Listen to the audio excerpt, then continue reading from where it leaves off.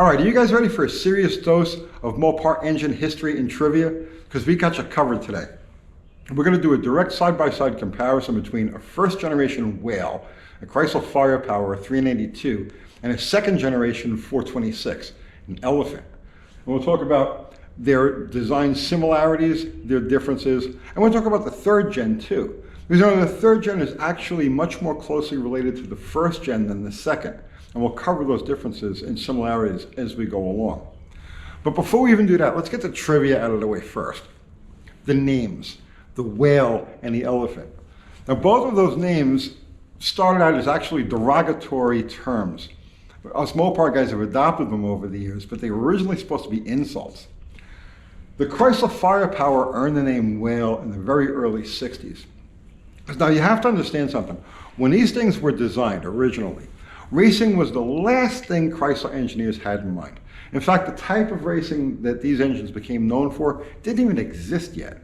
They were supposed to be just strong, reliable passenger car engines that would operate well under all circumstances, altitudes and fuel grades. And so the hemispherical combustion chamber and the centrally located spark plug were the main design features of this engine, but they weren't intended for racing. And when they were designed, typical engines, passenger car engines, had relatively small bores to what we consider today. These 392s, out of all the early Chrysler motors, had the largest bore at 4 inches. Now, by the late 50s, the early 60s, engines that were being developed during that period of time all featured much larger bores. So, normally aspirated gasoline and carburetors, these things were at a severe disadvantage. Externally, they were huge, but compared to the newer, bigger bore performance engines, they just kind of like floundered around. And that's where they earned the Whale name. It was derogatory. The Elephant, on the other hand, is an insult based on the Chevy. So you had Chevy introduced their V8 in 1955. Then they had the bigger version, the big block, the 348, the 409, the W motors. And then in '61, they started with the Daytona Mystery motor, which became known as the Porcupine, and then later the Rat. So you had the small block was the Mouse, and the big block was the Rat. Well, what are elephants afraid of, notoriously afraid of? Rodents, mice. And so that's where the Elephant got its name. But, like I said, they started out as insults, but us Mopar guys have adopted them over the years, and that's just how they're known. Those are their names. All right, so let's talk about their conception first, and the essence of what these engines are. The 392, or I should say the Firepower, you have the 331, the 354, and the 392. And we did a whole video about a month ago on the Firepower series. So all of the differences in the engines, the bell housings and bolt patterns and interchange and deck height, all that is covered in that video. So I just want to talk about the basic features here, the basic architecture. These things can be considered a much superior design to the 426 because these were designed from the get-go around that hemispherical combustion chamber and the complicated valve train that goes with it. Because remember now, the exhaust valve is all the way over here and the rocker has to operate it. So by laying this engine out in this particular fashion, it makes the valve train much more efficient. I don't know if you've ever really noticed, but the valve train for 392, even a race engine, is much smaller and lighter than a 426. And the same can be said for a third gen. The rockers are smaller. Everything is operating on a more natural plane because it was designed to be a Hemi. Now, one of the main features of this is this bank angle. So instead of having the typical 45-degree lifter bank angle that a 90-degree V8 usually has, this has a 59-degree angle. And the reason for that is because with that exhaust pushrod, or the exhaust valve, I should say here, they needed to give the exhaust pushrod a straighter shot. And so that's why they laid the lifters out like this. And these are the holes in the deck that the pushrods come through to operate the rockers. So that's where that angle came from. Now that angle continued on through all of the polysphere Chrysler engines, and then later on the LA motor, because when Chrysler redesigned the A motor to create the LA motor, for some reason they maintained this lifter angle. It's not natural to a wedge V8, but they did it anyway. And this stuck around all the way through LA production and Magnum production, this oddball angle. Now this angle was also picked up again with the third gen Hemi, because again, see, the third gen Hemi was originally designed like the first gen to be a Hemi. It was all designed around the combustion chamber and the rocker gear. Now the 426, on the other hand, has a standard 45-degree lifter angle. That's one of this engine's liabilities, and that's one of the reasons why the rocker train on these are so big and bulky. Pushrod angles, not only in pushrod angles in all planes are askew, and so it takes beefy pushrods and very beefy rockers to keep it all together, especially at the 7,000 RPM range that these things were designed to run at. Because remember, this was designed as a NASCAR engine.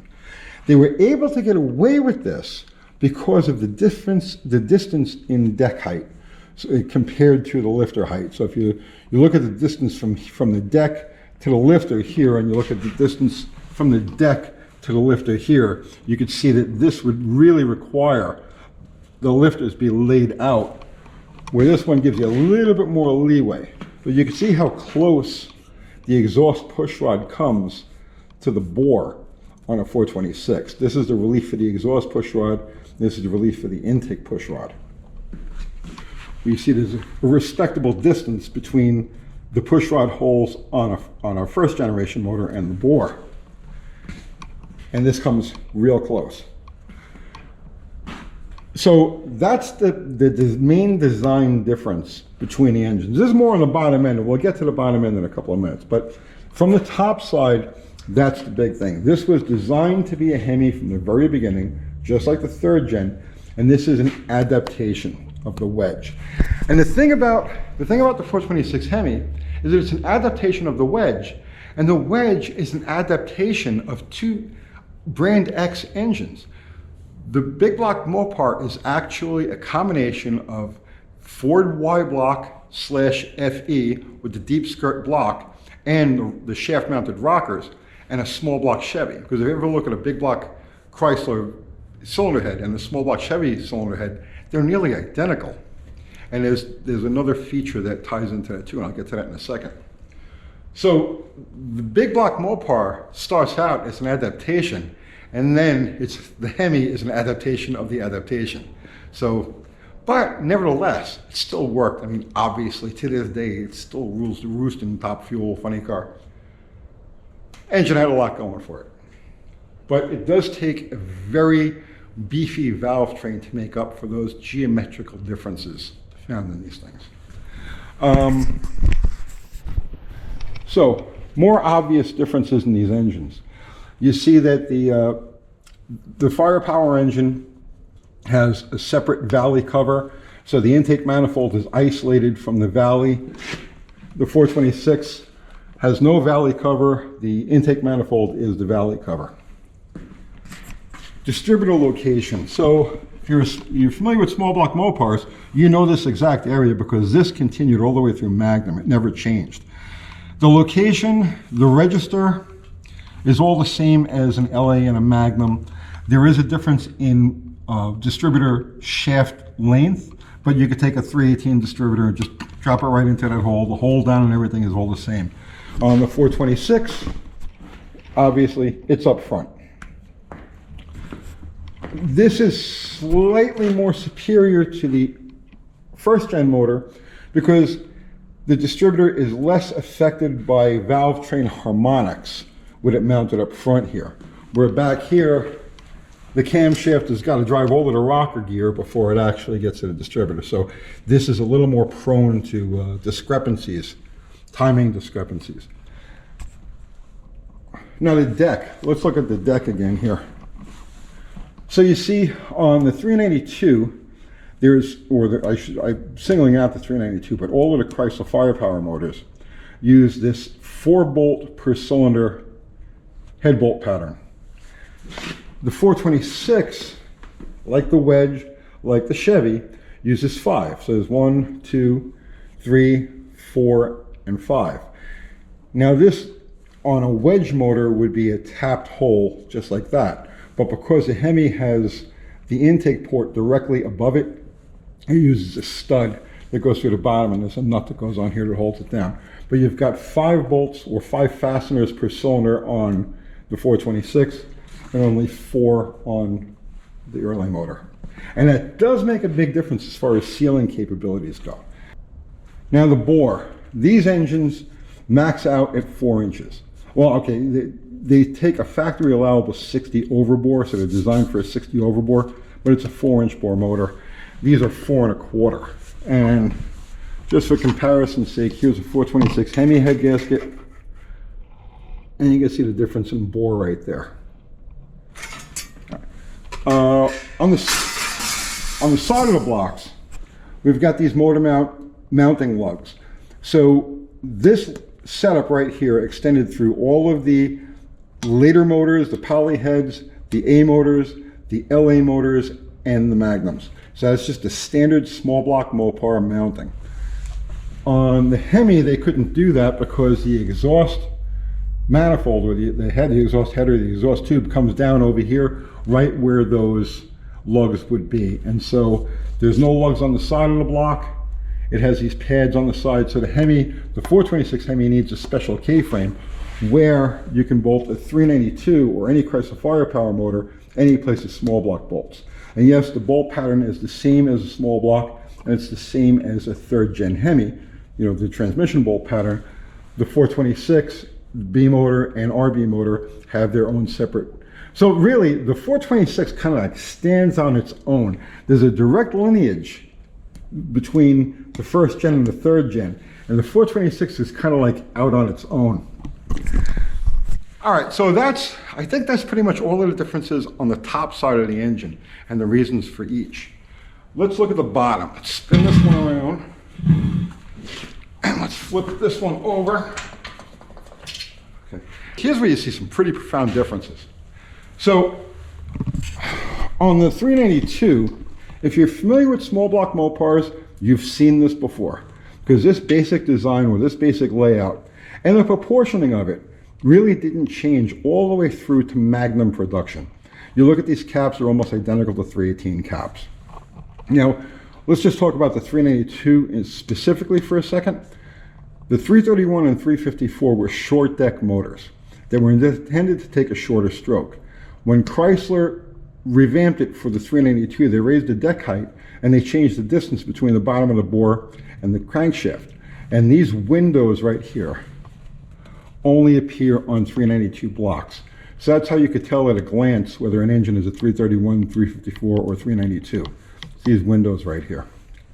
But these caps are all these engines ever came with. There were never any 4-bolt versions or anything like that. Now for racing, there were several different things, or several different methods to secure the crank in these, because clearly there isn't a lot there. When you run it, you're going to run this thing blown on nitro, it wants to throw the crankshaft on the ground.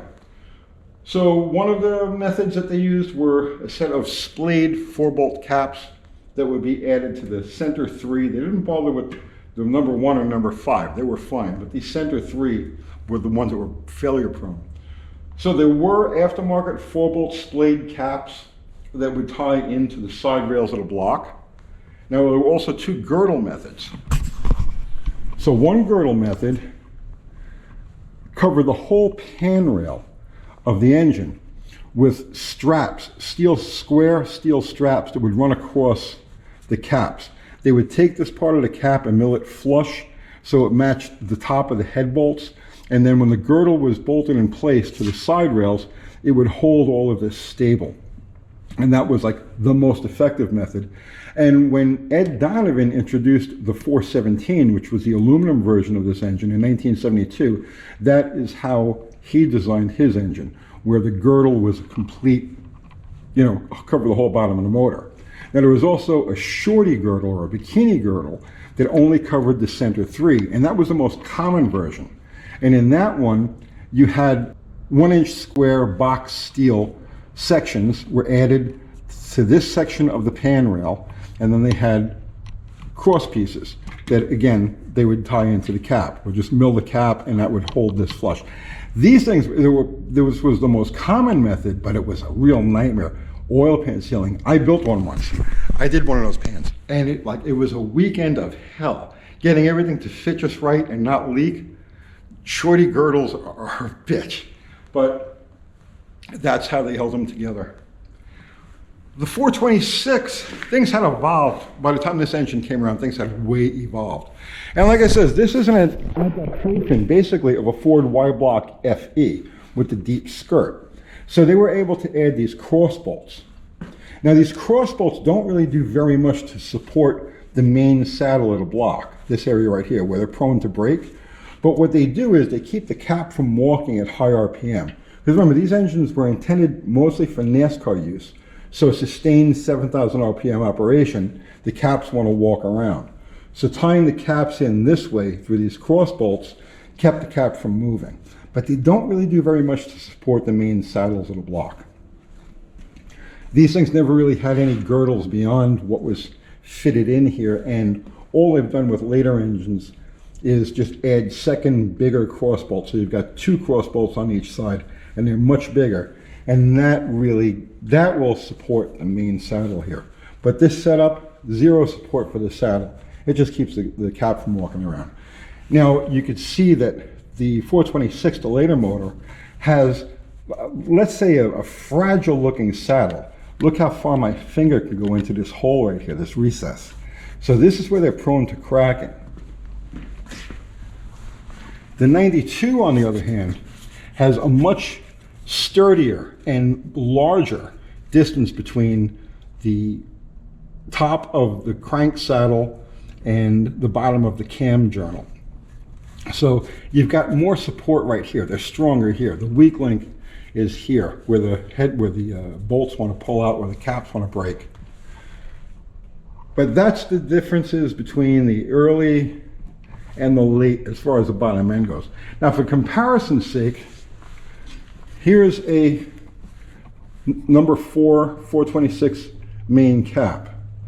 And look at the difference in beef between the two.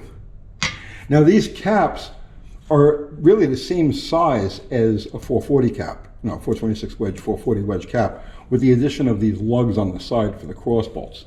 But that'll give you an idea what you're talking about here as far as beef goes. Now, oiling systems. The early Chrysler, and I'm going to say right up until they stopped using them in any great number in the late 1970s, early 1980s, these engines, even at 2,000 horsepower, got away with basically a stock high-volume, high-pressure Chrysler oil pump. Because it's a rear sump motor, the pump is bolted to the rear cap, same exact setup as an A motor or an LA motor. So the pump was back here, and it didn't have to do much suction. They were able to make huge horsepower at crazy RPM using basically the factory oiling system. On the 426, you've got this external mounted oil pump that has to pull oil from all the way back here. So you can't just use a normal oil pump effectively on this. So this is the type of pump that gets used. So pump bolts over there. And then you would have 2 external lines that come out of the back of the pan over here and run up to the pump, and then it would get circulated through the motor that way. So the 392, or the first generation, is a much more natural engine to build performance-wise, with the big exception of the bore. It's got such a small bore, and the engine is so compact, you really can't go much bigger than that. I believe the Donovan 417 was like 4 1/8, and that was really pushing it, but that was with removable steel liners. To do anything like that with a cast motor, it's just not going to happen. So I think that covers like the major differences between the two engines and their evolutionary steps.